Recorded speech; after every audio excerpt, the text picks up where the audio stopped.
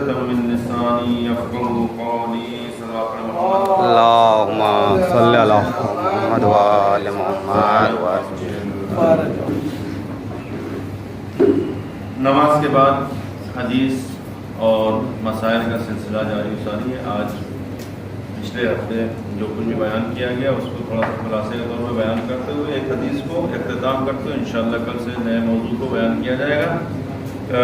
نماز کو ترک کرنے اور اس کو کم سمجھنا یا اس کو جو ہے سبق سمجھنے کے سلسلے میں جو روایتیں اور حدیثیں ہم نے بیان کیا، جس میں پیغمبر اسلام اور معصومین علیہ السلام کے ارشاد کے مطابق جس نے بھی جو ہے نماز کو ترک کیا، اس کو ضائع کیا، گویا اس نے جو ہے کیا نام ہے نماز کو ضائع کرنے والا خود جو ہے نماز اس کے سلسلے میں جو ہے بد دعا کرتی ہے کہ خداوند عالم اس کو ضائع کرے اور برباد کرے. جو ہے خصوصی طور پر جو ہے نماز کو جو ہلکا سمجھا، خداوند عالم اس کے عمل کو قابل قبول نہیں سمجھتا، اس کے عمل کو اس کے منہ پر مار دیا جاتا ہے. ایک حدیث جو بہار الانوار میں جلد نمبر 83 صفحہ نمبر 9 حدیث نمبر 9 میں ہے کہ جس میں پیغمبر اسلام صلی اللہ علیہ وآلہ وسلم نے ارشاد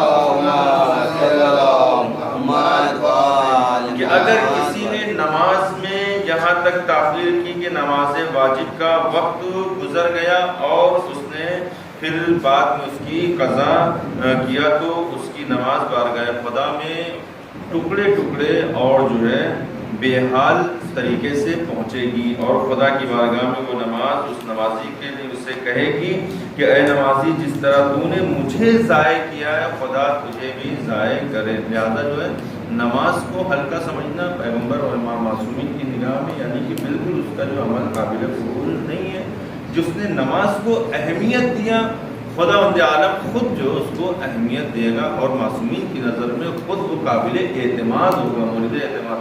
لہذا اپنے ہر کام میں کسی بھی کام میں اگر جو انسان کو انجام دینا، ہر کام میں اگر کسی چیز کو فوقیت دینا ہے، اہمیت دینا ہے انسان کو، تو وہ سب سے پہلی چیز ہے کیا؟ نماز کو انسان کو جو ترک نہیں کرنا چاہیے اور اس کو سبق نہیں سمجھنا چاہیے. یہاں تک کہ معصوم نے ارشاد فرمایا کہ جو بھی شخص نماز کو ہلکا سمجھتا ہے قیامت کے دن اسے ہماری شفاعت نصیب نہیں ہونے والی ہے. یہ تمام جو روایتیں اور حدیثیں ہم نے آپ کے سامنے تقریباً جو ہے بیان کیا. اسی سلسلے میں جو مسائل چل رہے تھے نماز کے سلسلے میں، امام جماعت کے شرائط کے سلسلے میں تھا کہ جو ہے امام جماعت جو نماز پڑھا رہا ہے، جو نماز پڑھانے کے لیے کھڑا ہوا ہے، جس کی ابتدا میں لوگ نماز ادا کر رہے ہیں، پڑھ رہے ہیں، اس کے کچھ شرائط ہیں. اس کی شرطوں میں سے یہ کہ جو بالغ ہونا چاہیے، نابالغ نماز نہیں پڑھا سکتا ہے، عاقل ہونا چاہیے، عقل مند ہو دیوانہ نہیں ہونا چاہیے، شیعہ اثنا عشری ہونا چاہیے، غیر شیعہ کے پیچھے نماز اس طریقے سے صحیح نہیں ہے، اور اس کے علاوہ جو ہے حلال زیادہ ہونا چاہیے.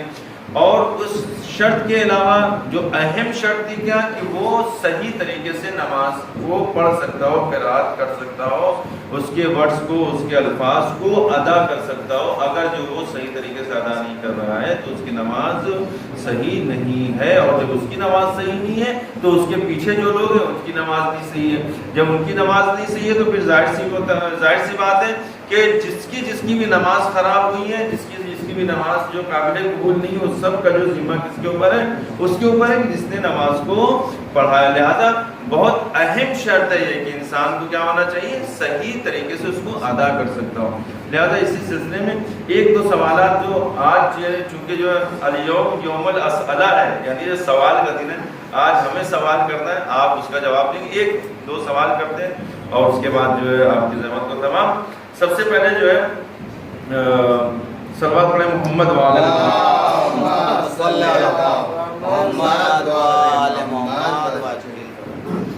کوئی ایک ایسی حدیث بیان فرمائے کہ جس نے جو ہے اگر نماز جماعت کو چھوڑ دیا تو اس کے سلسلے میں پیغمبر نے کیا ارشاد فرمایا، اور اگر نماز جماعت کو اس نے اہمیت دیا، نماز کے لیے نکلا، تو حدیث کے اعتبار سے جو میں نے حدیثیں بیان کیا تھا اس میں کیا ہے؟ معصومین علیہ السلام نے اس کے سلسلے میں کیا بیان فرمایا؟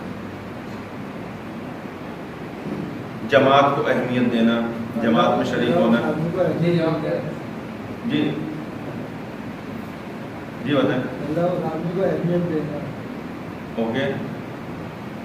مثلا میں گھر سے نکلا جماعت کے لیے, ہر ایک قدم اس کو ثواب ملے گا. کتنا؟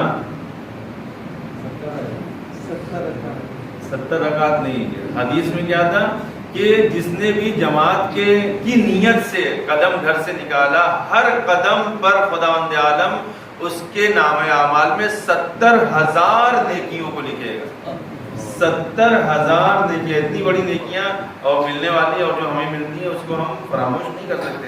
2-4 روپے کا فائدہ ہوتا ہے تو انسان اس کو یاد, وہ قدم ہی گنا جائے گا. مطلب آپ کے کتنے قدم ہیں, وہ گاڑی کتنے قدم, مطلب ایک عرف عام میں مطلب قدم یعنی چلنا, مطلب آپ چل کے آ رہے ہیں, وہ قدم ہی شمار ہو رہا ہے. اس سے نکلنے جب نیت کر لیا تو حفاظت کر لیتا اللہ. اگر کچھ حادثہ ہو گیا تو اگر انسان, بہت اچھی چیز دے کے بیان کیا آپ نے, جو ہے حدیث میں کیا ہے کہ اگر کوئی شخص نماز کی نیت سے گھر سے نکل رہا ہے تو وہ فل کوریج میں ہوتا ہے کس کی, پروردگار عالم کی, یعنی خداوند عالم اس کو خود تمام بلاؤں سے, آفتوں سے, مصیبتوں سے محفوظ رکھتا ہے, اور اس کو جو کوئی آفت و بلا نہیں آنے پاتی. ایک مسئلہ بیان فرمائے کہ اگر کوئی شخص ہماری نظر میں امام پہلے عادل تھا, اب جو بعد میں ہم کو جو ہے یعنی شک ہونے لگا, تو اس کے پیچھے ہماری نماز کیسی ہے؟ نہیں پڑھ سکتے. شک ہے نا آپ کے پاس, یقین نہیں ہے.